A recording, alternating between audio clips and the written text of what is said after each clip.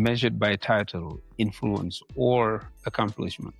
But what if true leadership is measured by the lives you transform? Today's conversation is one of the most personal episodes I have ever recorded.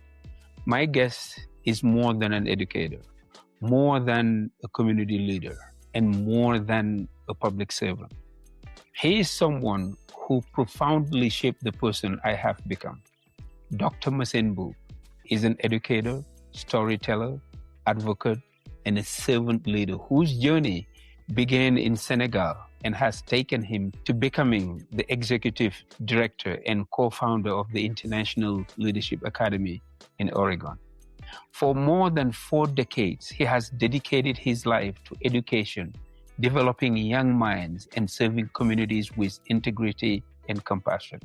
He has also served on the Lake Oswego City Council, becoming a powerful example of servant leadership and civic engagement. But long before any of those titles, he was my mentor.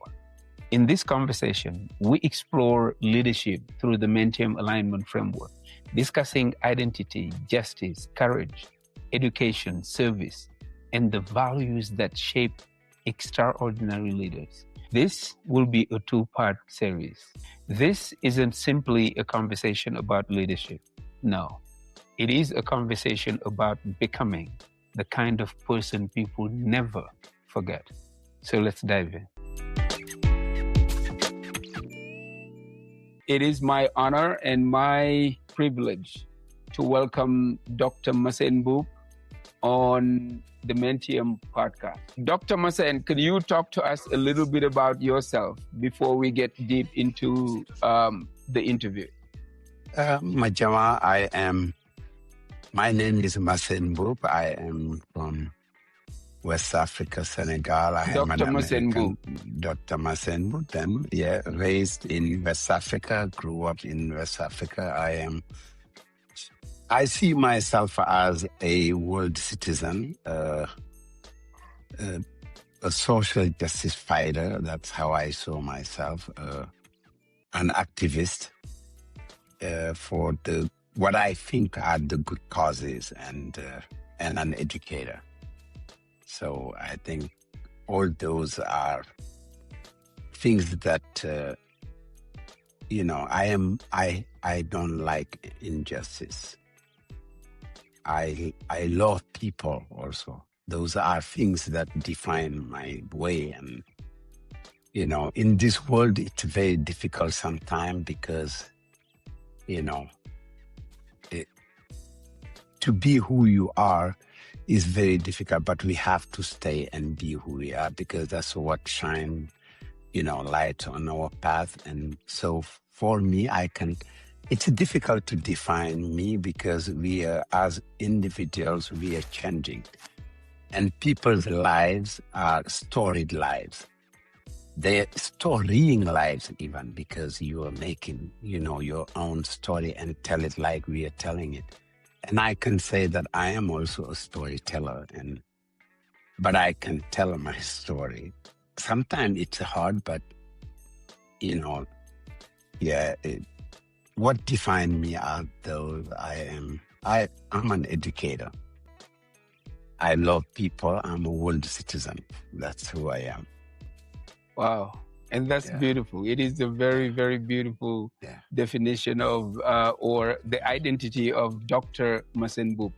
But Dr. Mboup, can you also talk to us a little bit about your background? You just said that you were born and raised in West Africa.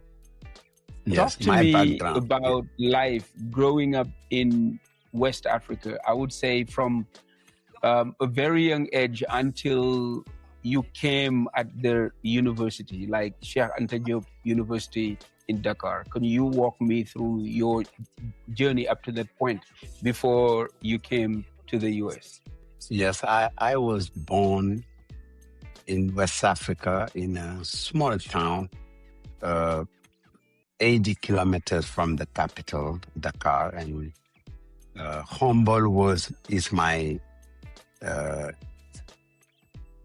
childhood kingdom. This is where I was raised. I know, those. But I came from a big family. My mom had 10 kids, 8 boys, 2 girls, and my dad has also kids, so we were a lot.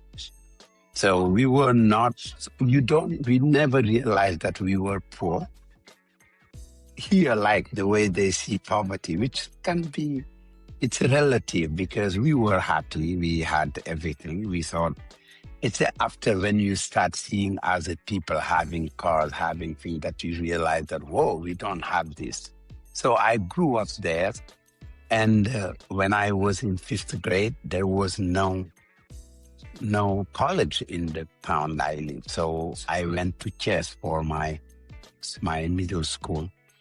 And from there, I decided, because one of my cousins, who retired as the director of the doctoral school in Senegal, Dr. Mondao, he was an École Normale, which was a teacher's training college. I just loved it. I wanted always to be a teacher, and I just went there. So I did my training in Mboup, my 4 years training that I ended in Bombay, and then I went to be a teacher in a small village. That's now no longer a small village. There were only 3 classes. They have now a high school. And we started, it was very hard to start like that. We were only 21 years old, and it was very difficult to be in a place, no electricity, no running water. That's, I think, something that's very defining in my autobiography. In my ethnobiography, that place was defining to me. And that's when I realized how the world was not fair, how some folks were treated. And I decided from there, to say, from the inspector of education, the superintendent found me there and said, I know you are among my best teachers in this department, but I don't think that you are where you should be. And I said, what do you mean? He said, you have to go keep studying. You cannot stay here. You are young, you gotta go. And that's when I decided to take the exam for École Normale Supérieure. And I succeeded. Teacher training school, right? Yeah, it's a teacher's training, like college, but it's in the level of master's. And it was very competitive. I think we were only 3 of us, and 4 of us were selected, and that's how how many? Out of thousands people, we were only the 4 of us. And I was even shocked when they said that I was among those. We came and we studied the University of Dakar, and that's where I met Madiama, who was a friend of my brother, Dr. Ibra. Ibra is now a professor at the University of Dakar. Yeah, he loves you. He's your friend. He's really, Well, so, man. Yeah, so Ibra is writing a lot, publishing. Kanye is his friend. I am shocked. Dr. Kanye, the big one, not the So that's where I met Madiama, and we loved the English in the English department. Madiama was a brilliant student, very committed and driven. I remember Madiama was the first one who talked to me about word perfect. Was it word perfect or word process? What was that word? It was like the computer things, and I said, "What are you talking about? Yes, word perfect. Word perfect." Yes. And then you were the first one to initiate me about that. Yeah, so I think it was in 97 or 94, 93, 92, something 92. like that. 92. Yeah, we started at 92. Yes, 92. That's when we met. Yes, and then I remember that, and we loved English. We loved English literature, and especially American literature. And we had Janice Mays. We had, we called him Douglas. What's his name again?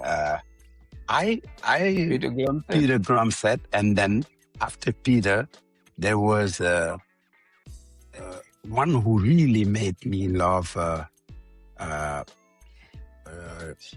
Douglas and Faulkner and I forget his name. He was also a Fulbright, but Grumset was brilliant, and so that's where I met Madiama. We loved literature.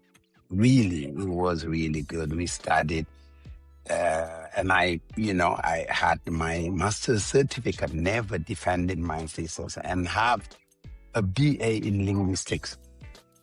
That's when, the destiny or hazard, and it's not hazard again, because Madiama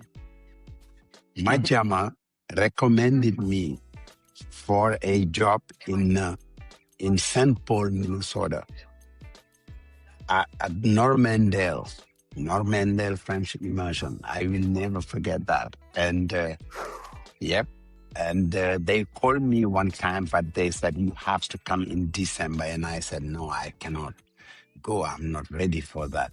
And that's how I was entered in the system until, again, Madiama gave me the fax number. That you gave me the fax, actually, before even. And that's when we were at WARC, West African Research Center. Research Center. Yeah, yes. Where you worked with Dongo.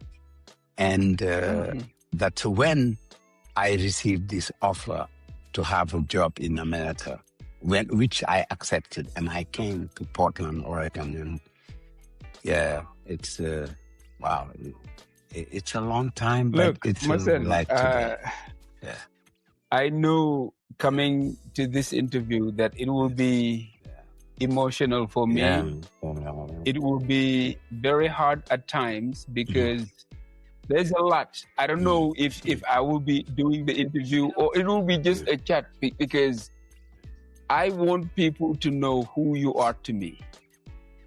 But I also wanted to make sure that they understand their background so they know the man. Like, who's Dr. Massene? Because I invited you under the pretext of leadership, talking about leadership. And to me, if I know one strong leader in my life, if I was to pick one, it will be you. And I can explain. I can spend this whole podcast interview talking about you, what you did for me, but how you shaped me. I can clearly say that if I am the man I am today, if I love myself, if I have self-esteem, if I have self-image, if I understand all of those, it's thanks to you. Because I remember a saying that you had back then. You said, there are no more kings in the world. All of us can be princes. It's how you behave. It's how you conduct yourself that makes you a prince or a not, because there are no more kings. That thing, I know maybe even the translation might not do it justice. Because in Wolof, it is Bur amatul sen domi bur kune ya koy def sa bop. Yeah. This is what you inculcated in me very early in my life. And I think maybe we'll have the opportunity to dig deeper into that. But for the sake of this interview, I just wanted to focus on leadership. Because when I said, if I had to pick one strong leader, who would it be? And I said, it would be you, Massene. Because I remember when we were back in college, you were leading the Teachers Training Association for the students there. You fought for them in a way that I've never seen, and I have not seen yet in my life. Because you were on a hunger strike. You almost died, representing people fighting for a cause that didn't affect you personally, because you already had a job. But you were fighting for these people to have a job when they get out of the teachers training school, and you almost died. So, Massene, could you walk me through that? Like, why did you put yourself in like harm's way to defend the people? And to me, there was nothing in it for you, or at least as far as the eye can see. So could you talk to me about that? Thank you, Madiama. Like I say, Madiama, wow, you represent a lot for me. Like I'm so proud when I see what you've accomplished. You came a very long way, and you are an icon. Folks should give you as an example what you've done. And you amazed me a long time ago when I first come see you in Denver, because I was worried about Madiama. But when I went and see you, I just say, wow. That's why I don't need to call Madiama or say anything. I know he's doing the right thing. And yeah, honestly, that's why I don't. The people I talk to the most are the folks I think I need to talk to them. So for me, it's very important, because those young folks, they were students, they fought hard, they have their degrees, most of them are middle class or even low middle class kids who had everything. And it was heartbreaking to see that the government, instead of recruiting them, they preferred to add more members of parliament and close some schools.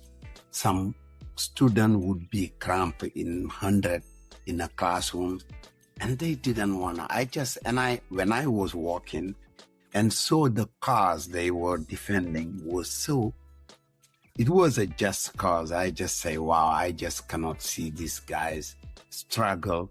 So I came and I just told them, folks, I just want to join. Because if you remember, the year before, I was no longer the president of the École Normale Supérieure here, the student. I was sort of a freelance. I just came and, okay, guys, do you want to join? And I start.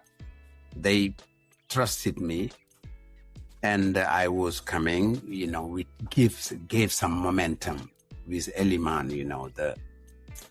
We gave some momentum, and then one day I knew to radicalize the movement, the hunger strike was the only thing, and I know Eliman was against it. So I waited until he traveled to Nyoro.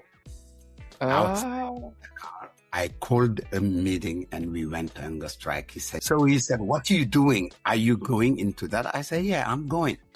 And he said, what? I said, yeah, I called it. If I don't go, what does that mean? I'm not going to send these kids to die when I am.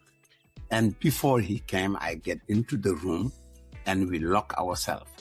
So it's like something that was like an adventure. I'm telling you, Madiama, it was an adventure, because none of us knew what was a hunger strike. None of us know what hunger strike would entail. None of us. And it was just like, like, we went with faith. That was the only thing we had, was the faith. Like the number of people in the room, like around 40, like they came and said, come on, guys. There were supporters like the university professors. Are you crazy, guys? You cannot do this. We said, no, we are going. And they say, where is the water? We said, we don't have water. They said, no, in 3 days you all die. You don't drink, in 3 days, you're all gonna die. If you want the hunger strike to last, you won't eat, but you drink. And because that's the cause is not to die, you are fighting something. It takes you 21 days to die, or 30 days. After 21 days, you can die if you don't eat. So we just jump into that unknown. And I know I was hurting people who loved me, and I just say, we need to do this. And we had support from Japan, from everywhere in the world. Even the world UNESCO had a resolution and told the government, you guys cannot let this student die. You can't. So the president sent his doctor. So the reason I'm just coming into I think what sent me was decency. Mm. You know. And what do you mean by that? Decent is just, you cannot, there's a saying that says, if you see two people fighting and you see a bigger one, like it's like the David and Goliath fight, and if you don't intervene, people know which side you are taking. Oh, and wow. These folks were the smallest one, the little ones.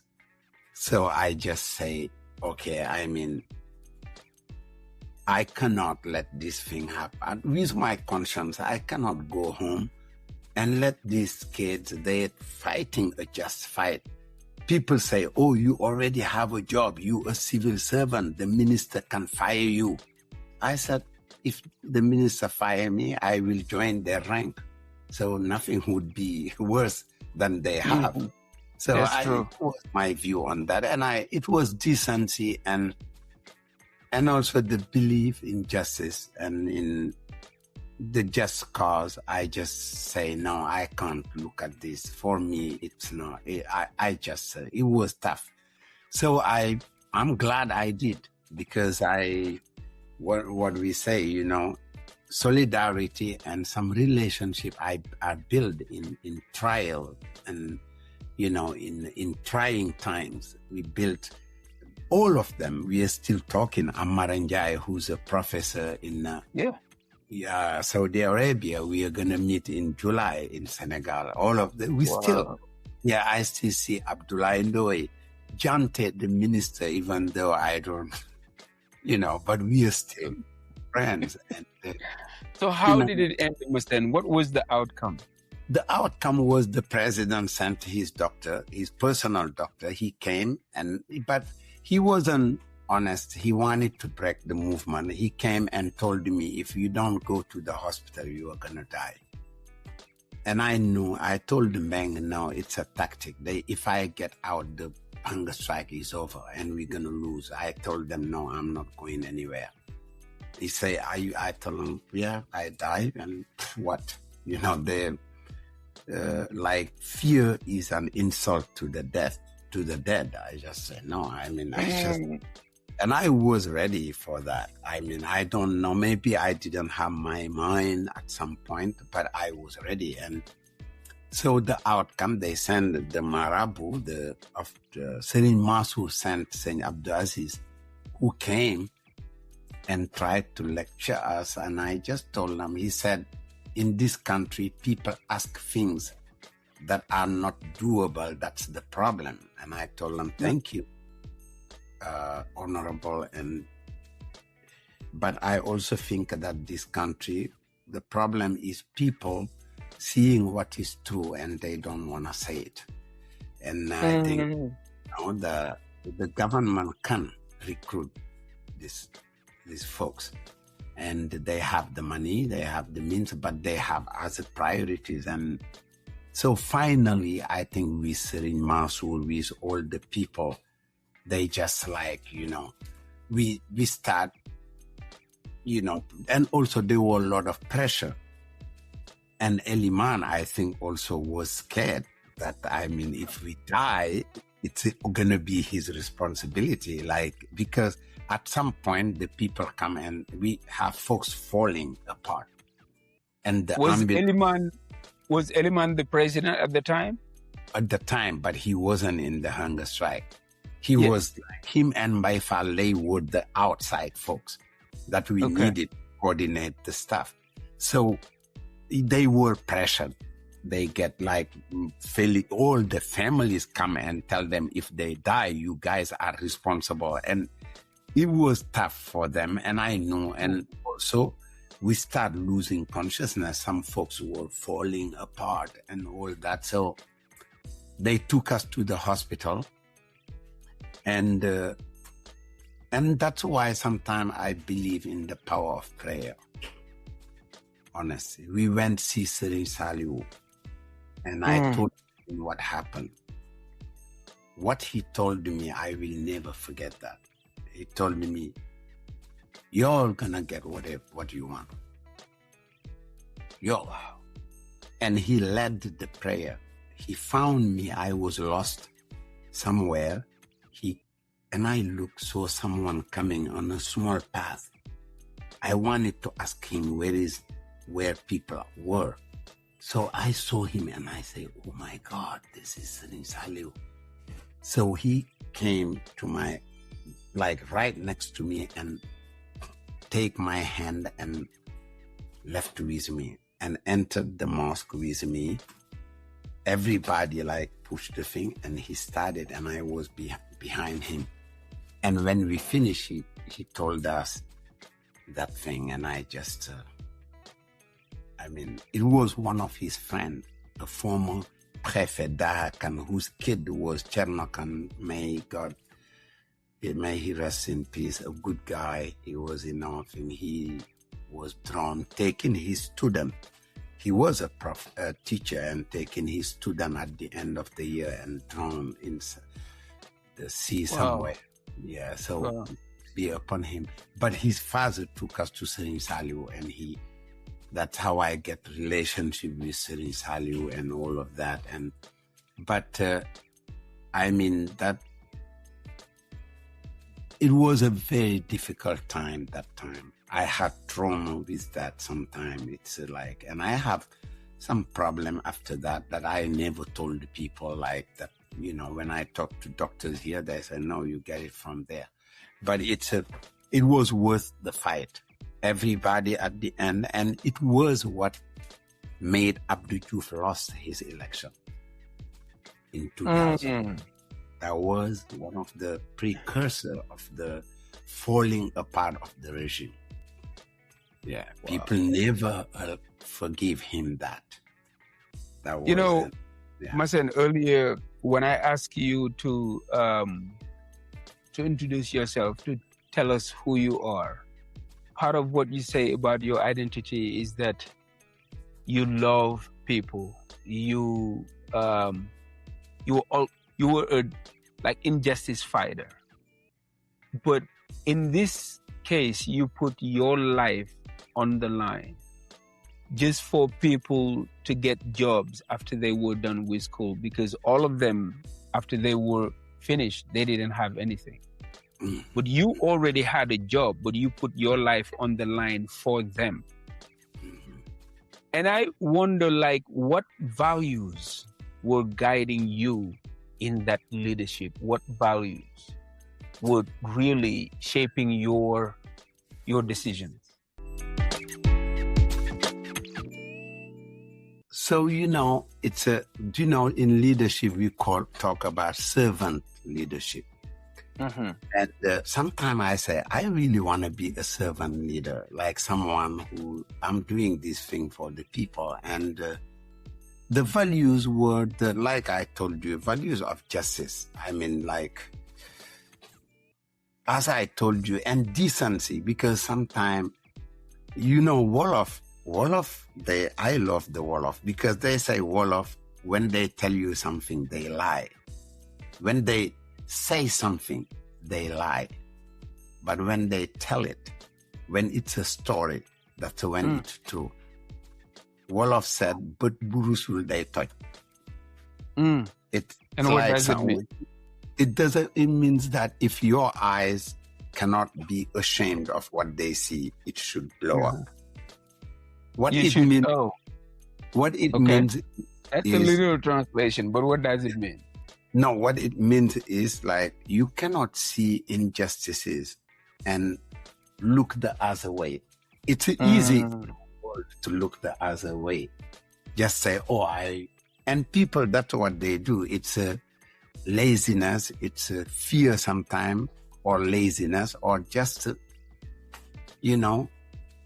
I don't, blase, I don't care. It's not me. It's not touching me. And I think those values are things we should instill our kids, and for me, justice is very important. And Dr. King, when he say the lack of justice, because what creates hate is injustice. That's what create wars. That's what create everything. When people feel, even in a place of work, when employees feel that they are unjustly treated, it's what create unease in the workplace. That's what create, microaggressions and all of those things that you can see. It's all, injustice. And folks, at some point, you cannot just not do something about it. And that's why Dr. King was saying the problem is not those who are doing the injustice. It's those who see it and don't do anything. And that's why, because, and remember, if you don't do anything, it can come. You remember the story that I heard from Saint Abdul Aziz of the lizard that were fighting. And folks were saying, oh, it's not our problem, two lizards fighting. The horse say, oh, let them fight. And the cow, oh, I don't care. And the dog, what do I care about that? Two lizards fight. But they were fighting. There was an old man in the hut, and in their fight, they fell.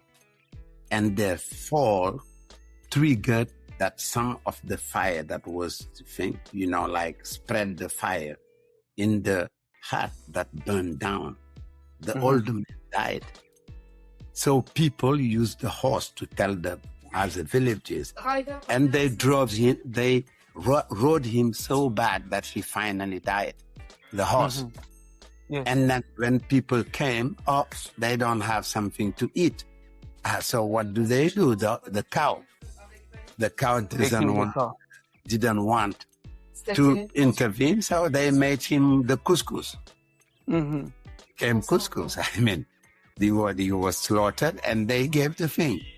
The dog burned down in that fire. So look at that. If they intervened and stopped the fight, the old person, everyone would be spared. And that's a lie. This is the truth. In leadership also, you should see when there is don't wait till problems build up to intervene. Just when it starts, just intervene. And it's but also the values of justice and also of decency. Decency, and it's very important, to think that, I just, I have to intervene on some things so that when I do it, I'm doing it because, I see myself, and that's what Saint-Exupéry was saying, feeling shame from something that doesn't depend of you. Like you saw some misery in the street. You didn't trigger it, but you are ashamed. You say, oh my God, why is this thing happening? And that decency that inhabit us. And, in Wolof, they tell us, our parents used to tell us that you have to have those values. Gor, like jom, kache. All those are values, Madiama. Like you say, oh, I am ashamed to do this. Or, oh, I am really ashamed to see that. I would never do this. I would never let this thing. And be not just an attendee and just watching. So I think the best values are important. Values of decency, of justice, social justice, and fairness. And also, most importantly, something that I learned from Dr. King and even in the scripture, in the Bible scripture, they say Jesus said, "Love thy neighbor," and thy neighbor is the people you meet, is the one you see fighting, is the one you meet in the street. So how can you love them? Not just because you're watching them or you say hi to them, but you would die for them. You love, and it's unconditional love. Dr. King talks about unconditional love, and us, we are Taliban. We share something, the brotherhood, the Murid brotherhood. Murit, Saint Abdullah was one of the people who showed it when he was alive, of telling the truth when it happens. Every time the peasant, if you remember during Saint Abdullah, every time the peasant were feeling heat of economic thing, Bhai Lahat radicalized his discourse against the government. He would never, because he would see that it's not fair that our people who are fighting every day, and that are values of what I cannot see the people who depend on me or people who are like me suffer, and I have a tribune, or I have, it's what you have, your voice. If your voice is loud, you have to use it for the justice. Advocating for people being the voice of the voiceless. I love LeBron James. He has millions. When he talks, people listen to him. He does. But there are some other black leaders who have money. They don't talk. They prefer have billions. They're not doing it. But there are some, they say, no, I have the mic. I'm going to be loud. And I think sometimes that's those values that are, values of not like watching, but being part, like intervening on the side, the right side of history. And, I think that was honesty. My values are based on that, on fairness, justice, and love. Unconditional love. We love people because of who they are, and not because they give us anything or because we have anything from them, but because it's a duty. Look, Massene, I think I am a living testimony to everything that you are saying, because I was saying earlier about what you did for me. I think I grew up under your wing. Like, the years that I spent with you were really my formation years. That's really where I was trying to discover who I was. And I think you were a tremendous help in that. I always remember you as a leader. There is a saying, or is it a question that is, or a debate that people will always have in any leadership setting, and it is, are leaders born or are they made? When I think of you, I truly believe that you were born to be a leader. Matter of fact, I was saying that if you didn't leave Senegal in 99, you would have been in the elite running the country today. Because you started it there back then with your party, Andy Jeff. You run around the country, like going everywhere, talking to people about the elections and doing all those things. But at the very last minute, that's when you had this opportunity to come here, and you came. So what is it in you that made you a leader? Like, did you just grow up and said, I am a leader, I will lead, or was it a sort of training? So basically what I'm trying to understand, even though I think I have made up my mind that you are a born leader, but I want to ask you, like, were you born a leader, or was it shaped, was your leadership shaped by a training or experiences that you went through?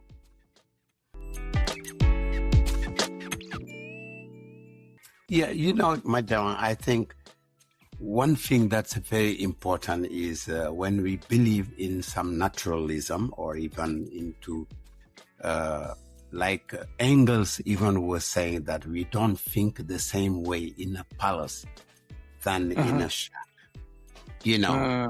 Are the produce and the product of the circumstances. I have seen I've seen a lot of injustices, when I was growing up in our schools. One of the reasons I wanted to be a teacher was my friends that the teachers were beating up. I just said, come on, it wasn't fair. I always wanted, to do something, but I couldn't.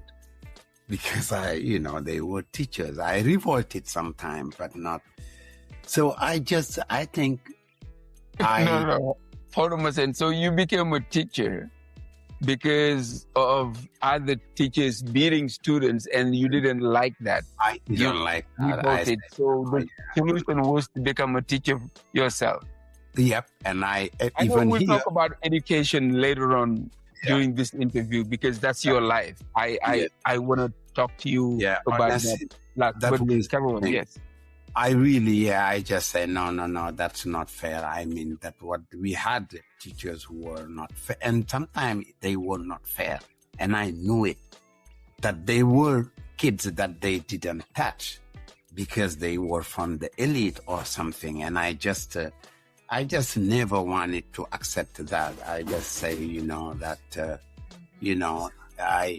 there's a way to solve this problem. Mm-hmm. And I remember when I was in 5th grade, there were the election, Senghor Ablaye Wade. And I did a cartoon. When I called Senghor Seng Yen and Lai Njombor and Seng Yen, they and I remember was sort of our uncle. He was the father of one of our friends. He saw it and said, I'll show this to Ablaye Wade. I mean, they prodded it, and it became, and ever since I just started, I can do something with that. I started liking it, say, whoa, when I do this, it's recognized. And I think that's where my political things were born. I think, and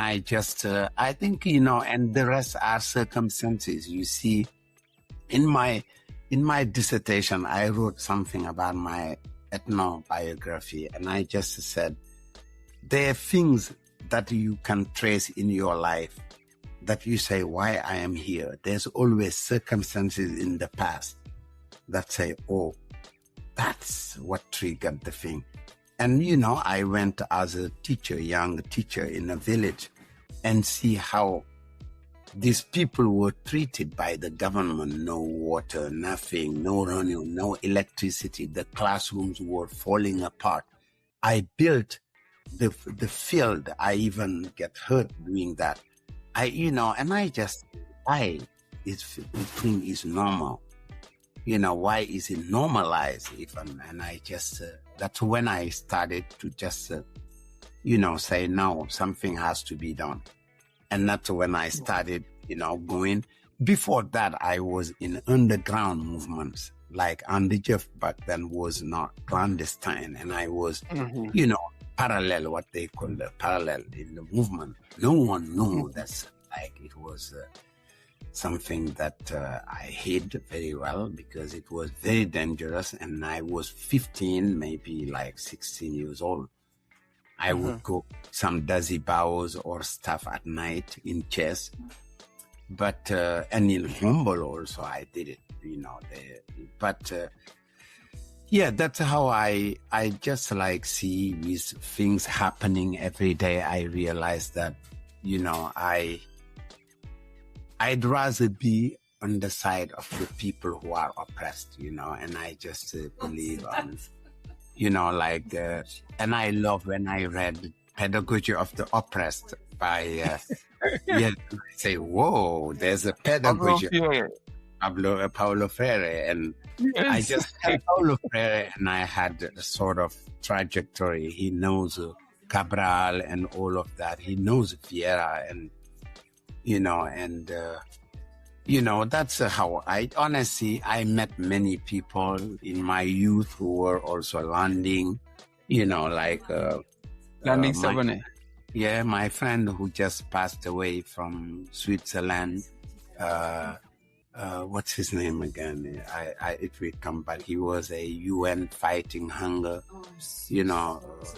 Ziegler, Ziegler, and also Achille, that Achille Lembe, Achille. He was at the Quadesria. Yes. His mom and his father, Mamdani was there. Yeah. So all those people, I think that you meet as you are growing, you just, you have. And also the reading you have of Marx, of Mao, of Marcuse, of the Frankfurt school of thought, like Horkheimer, Adorno, all of those. You just say, wow, I have folks that believe like me. And also I was born and raised in Murid Brotherhood, where our leader resisted, the French colonization and gave everything. So when you say we gave, we didn't give. Serigne Touba gave more than we did. That is true. And he could have also, he was in a position where he could have been crowned even king. If he wanted those earthly things, he would tell the French would tell him, you become the king and we'll follow him. But he did what was right, but suffer from it. There is no good deed goes unpunished. What do you mean?